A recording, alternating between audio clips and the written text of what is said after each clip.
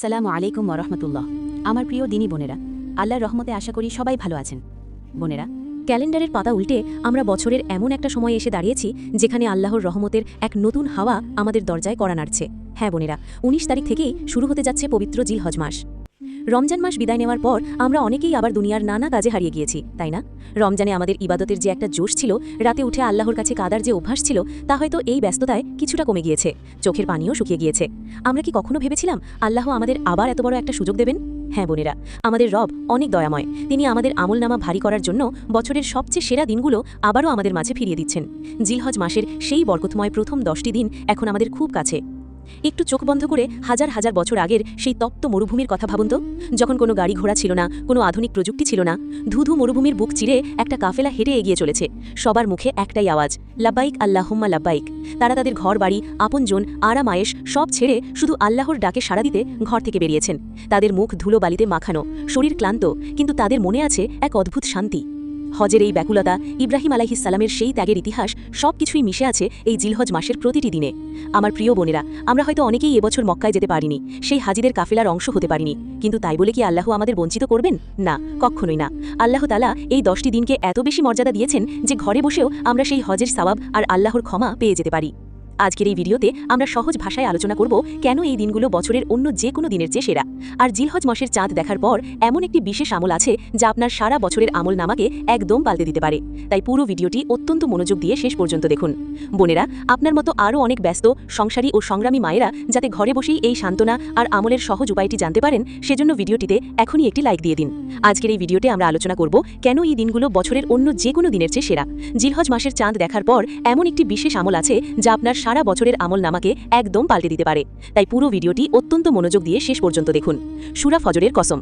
আল্লাহ তাআলা পবিত্র কুরআনে ইরশাদ করেছেন, ওয়াল ফজর ওয়া লায়ালিন আশর, অর্থাৎ শপথ ভোরের এবং শপথ 10 রাতের। মুফাসসিরিনে কেরাম এবং হানাফি মাযহাবের প্রাজ্ঞ আলেমগণ একমত যে এখানে 10 রাত বলতে জিলহজ মাসের প্রথম 10 রাতকেই বোঝানো হয়েছে। একটু চিন্তা করুন বোনেরা, আল্লাহ যখন কোনো কিছুর কসম খান তখন তার গুরুত্ব কতটুকু হয়? আল্লাহ তো মহান, তার কথার চেয়ে বড় কোনো সত্য নেই। তবুও তিনি যখন শপথ করেন তখন তিনি আমাদের মনোযোগ আকর্ষণ করতে চান। তিনি চান আমরা যেন এই সময়টুকুর মূল্য বুঝি। আইয়ামে মালুমাত। কুরআনে আল্লাহ বলেছেন আইয়ামে মালুমাত বা নির্দিষ্ট দিনসমূহ। এই দিনগুলোতে আল্লাহর জিকির করার বিশেষ নির্দেশ দেওয়া হয়েছে। এই দিনগুলো হলো জিলহজ মাসের প্রথম 10 দিন। এই মাসটি ত্যাগের মাস। এই মাসটি আমাদের মনে করিয়ে দেয় হযরত ইব্রাহিম আলাইহিসসালামের সেই কঠিন পরীক্ষার কথা। বৃদ্ধ বয়সে পাওয়া কলিজার টুকরো সন্তান ইসমাইল আলাইহিসসালামকে আল্লাহর রাহে কোরবানি করার নির্দেশ। একজন মা হিসেবে একটু ভাবুন তো মা হাজেরা রাদিয়াল্লাহু আনহার কথা। যখন তিনি জানলেন তার সন্তানকে জবেহ করা হবে আল্লাহর আদেশে, তিনি কি বিচলিত হয়েছিলেন? না, তিনি বলেছিলেন আল্লাহ যদি আদেশ করে থাকেন তবে তিনি আমাদের ধ্বংস করবেন না। বোনেরা, আমাদের জীবনেও অনেক পরীক্ষা আসে, কখনো অভাব, কখনো অসুস্থতা, কখনো সন্তানের অবাধ্যতা। মা হাজেরার সেই তাওয়াক্কুল বা আল্লাহর উপর ভরসা আজ আমাদের এই জিলহজ মাসের নতুন করে শিখতে হবে। এই 10টি দিন শুধু উপবাস থাকা বা পশু জবেহ করার দিন নয়, বরং নিজেদের নাফসকে বা ভেতরের পশুকে জবেহ করার দিন।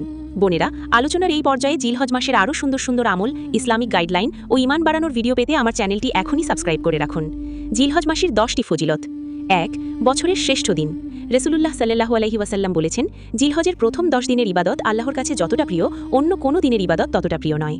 সাহাবীগণ প্রশ্ন করলেন, হে আল্লাহর রাসূল, জিহাদের চেয়েও কি উত্তম? তিনি বললেন, হ্যাঁ, জিহাদের চেয়েও উত্তম, তবে সেই ব্যক্তির কথা ভিন্ন যে তার জানমাল নিয়ে বের হয়েছে এবং কোনো কিছুই নিয়ে ফিরে আসেনি। 2. রমজানের সাথে তুলনা। অনেকেই প্রশ্ন করেন, রমজানের শেষ 10 রাত শ্রেষ্ঠ নাকি জিলহজের প্রথম 10 দিন? হানাফি ওলামায়ে কেরাম বলেন, দিনের হিসাবে জিলহজের প্রথম 10 দিন বছরের শ্রেষ্ঠ দিন, আর রাতের হিসাবে রমজানের শেষ 10টা রাত বছরের শ্রেষ্ঠ রাত। সুবহানাল্লাহ, আল্লাহ আমাদের বছরে দুবার বড় পুরস্কার জেতার সুযোগ দিয়েছেন। 3. আরাফার রোজা। 9 জিলহজ অর্থাৎ আরাফার দিনের রোজা বিগত 1 বছর এবং আগামী 1 বছরের গুনাহ মুছে দেয়। এটি আমাদের জন্য রবের পক্ষ থেকে এক বিশাল বোনাস। 4. জিকিরের গুরুত্ব।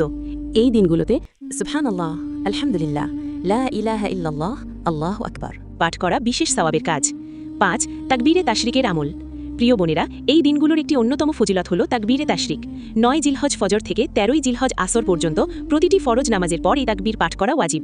সাহাবীগণ এবং আল্লাহর রাসূল সাল্লাল্লাহু আলাইহি ওয়াসাল্লাম এই দিনগুলোতে রাস্তাঘাটে বাজারে উচ্চস্বরে তাকবীর পাঠ করতেন। আমরা যারা নারী তারা ঘরে নিচু স্বরে এই জিকির করব। একটু ভেবে দেখুন, আল্লাহ চাচ্ছেন এই দিনগুলোতে পুরো পৃথিবী তার নামের ধ্বনিতে মুখরিত হয়ে উঠুক। রান্না করতে করতে, কাপড় ধুতে ধুতে যদি আমরা বলি আল্লাহু আকবার, আল্লাহু আকবার, তবে সেই প্রতিটি কাজ ইবাদতে পরিণত হবে। এটি এমন এক ফজিলতপূর্ণ আমল যা আমাদের হৃদয়ে আল্লাহর শ্রেষ্ঠত্ব গেঁথে দেয় ইনশাআল্লাহ। 6. তওবা ও ইস্তিগফারের শ্রেষ্ঠ সময়। আল্লাহর কাছে ফিরে আসার জন্য জিলহজের প্রথম 10 দিনের চেয়ে ভালো সুযোগ আর কি হতে পারে।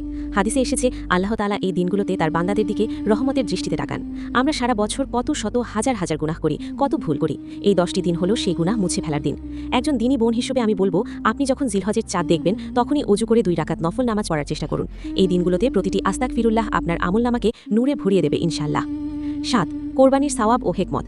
জিলহজ মাসের 10ম দিন হল কোরবানির দিন। এটি জিলহজ মাসের অন্যতম শ্রেষ্ঠ ফজিলত। কোরবানির পশুর প্রতিটি পশমের বিনিময়ে একটি করে নেকি দান করা হয়। সুবহানাল্লাহ। চিন্তা করুন, একটি পশুর শরীরে কত হাজার বা লক্ষ পশম থাকে। আল্লাহ তাআলা কেন আমাদের এই নির্দেশ দিলেন? কারণ তিনি দেখতে চান আমাদের হৃদয়ে তার ভালোবাসা কতটা গভীর। হযরত ইব্রাহিম আলাইহিস সালামের সেই ত্যাগের কথা যখন আমরা স্মরণ করি, তখন আমাদের ছোট ছোট কষ্টগুলো তুচ্ছ মনে হয়। কোরবানির এই ফজিলত শুধু রক্ত ঝরানো নয়, বরং আমাদের ভেতরের অহংকার আর আমিত্বকে বিসর্জন দেওয়া। 8. দান সাদকার বহুগুণ সওয়াব। রমজান মাসে যেমন আমরা বেশি বেশি দান করি, জিলহজের এই 10 দিনও ঠিক তেমনি। এই সময়ে 1 টাকা দান করলে অন্য সময়ে 700 বা তারও বেশি সওয়াব পাওয়া সম্ভব। আমার প্রিয় বোনেরা, আপনাদের অনেক সময় নিজের হাত খরচের টাকা থাকে। সেই টাকা থেকে সামান্য কিছু হলেও এই 10 দিনে গরিব দুঃখীদের দেওয়ার চেষ্টা করুন। হয়তো আপনার সেই সামান্য দানে কোনো এতিম বা বিধবা বোন ঈদের দিন একটু ভালো খাবার খেতে পারবে। আপনার এই ছোট্ট আমল হতে পারে কিয়ামতের দিন আপনার নাজাতের উসিলা। 9. কোরআন তেলাওয়াত ও নফল ইবাদত। জিলহজের প্রথম 10 দিনের রাতগুলো রমজানের শেষ 10 রাতের মতোই মর্যাদাপূর্ণ। হানাফি মাযহাবের অনেক বড় বড় আলেম এই রাতগুলোতে জেগে থেকে ইবাদত করার পরামর্শ দিয়েছেন। বিশেষ করে যারা তাহাজ্জুদ পড়তে পারেন না, তারা এই কয়েকদিন একটু আগে উঠে 2 রাকাত নামাজ পড়ার চেষ্টা করুন। কোরআনের একটি হরফ পড়লে যে নেকি পাওয়া যায়, এই পবিত্র দিনগুলোতে সেই সওয়াব আল্লাহ বহু গুণ বাড়িয়ে দেন। দিনের বেলা কাজ করার ফাঁকে ফাঁকে কানে কোরআন তেলাওয়াত লাগিয়ে রাখুন। এতে আপনার ঘর আর মন উভয়ই প্রশান্তিতে ভরে থাকবে। 10. হজ পালনকারীদের সাথে একাত্মতা। এই মাসের 10ম ফজিলত হল হজের সাথে এর সম্পর্ক। যদিও আমরা হজে নেই, কিন্তু যখন আমরা জিলহজের চাঁদ দেখে চুল নখ কাটা থেকে বিরত থাকি এবং আরাফার দিনে রোজা রাখি, তখন আমরা আধ্যাত্মিকভাবে মক্কায় অবস্থানরত হাজী সাহেবদের সাথে যুক্ত হয়ে যাই। এটি আল্লাহর এক অপূর্ব নিয়ামত। তিনি চান না যে তার কোনো বান্দা বঞ্চিত থাকুক। আপনি যখন ঘরে বসে রবের জিকির করছেন, ফেরেশতারা আপনার নাম সেই হাজী সাহেবদের কাতারে লিখে দেবেন যারা রবের সন্তুষ্টি খুঁজছে। এই একাত্মতা আমাদের ঈমানকে মজবুত করে এবং পরকালের পথে পাথেয় সংগ্রহে সাহায্য করে। আমার প্রিয় বোনেরা, আমরা যারা মা বা গৃহিণী, আমাদের ব্যস্ততার শেষ নেই। রান্নাবান্না, বাচ্চাদের দেখাশোনা, ঘরের কাজ সব মিলিয়ে হয়তো আমরা ভাবি যে আমরা অনেক পিছিয়ে আছি। কিন্তু মনে রাখবেন, আল্লাহর কাছে আমলের নিয়ত বড়। পরামর্শ 1. নিয়ত পরিবর্তন করুন। আপনি যখন পরিবারের জন্য জিলহজ মাসে খাবার রান্না করছেন, নিয়ত করুন আপনি আল্লাহর মেহমানদের, যারা রোজা রাখছেন, তাদেরকে খেদমত করছেন। আপনার প্রতিটা কাজ তখন ইবাদতে পরিণত হবে। পরামর্শ 2. বিশেষ দিনগুলোতে ইবাদত। অনেক বোন পিরিয়ড বা মাসিক হওয়ার কারণে মন খারাপ করেন যে আমি তো নামাজ পড়তে পারছি না বা রোজা রাখতে পারছি না।